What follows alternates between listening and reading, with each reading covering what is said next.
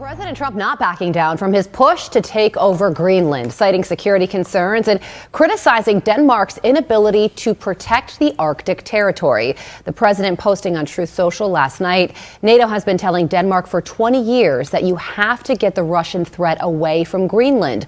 Unfortunately, Denmark has been unable to do anything about it. Now it is time, and it will be done.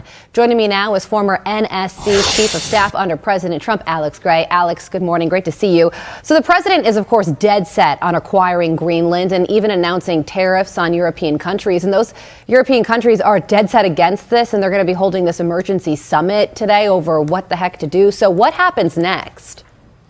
Well, thanks for having me, Carly. I think our European friends really need to step back from this performative domestic politics that they're engaged in and realize that this is about a core interest of the United States. Greenland's a part of the Western Hemisphere. It's been under threat by Chinese and Russian aggressive activity over the last, as the president said, several decades. Our friends in Denmark haven't done anything about it. And the president was actually on the path last week with this meeting that Vice President Vance chaired to have a really successful path forward where we were talking directly to our Greenlandic friends and our Danish allies about a path forward for the United States to have more ultimate control over Greenland. And then the Europeans decided to showboat, send in this absurd contingent of troops to act like they were going to stop some sort of crazy American invasion. As you know, Carly, we have unlimited access militarily to Greenland as it is. There's nothing to invade. The question here is, how do we protect the future of Greenland from a Chinese or Russian long-term,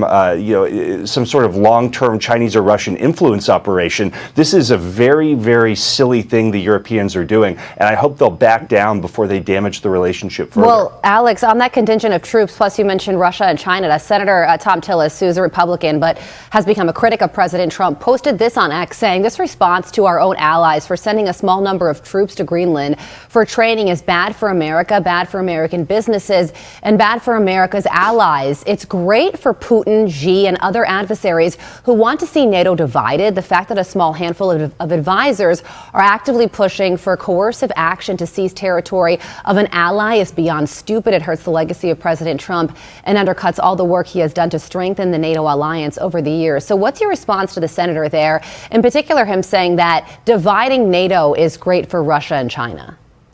Well, I couldn't disagree more with the way the senator phrased that. I think that the only people dividing NATO, and by the way, Carly, the person who saved NATO is Donald J. Trump. That was an alliance that was headed towards complete disintegration because no one was paying anything for defense until President Trump stepped in and forced the alliance to finally be relevant again. And now the Europeans, for these kind of performative domestic reasons, are sending troops, I think, to show their own people that they have some sort of role on the world stage. That's dividing NATO. That is doing immense damage to our ability to stand steadfast against China and Russia. President Trump is moving us toward a long-term solution where Greenland can be a closer part of the United States for our security and for the security of NATO.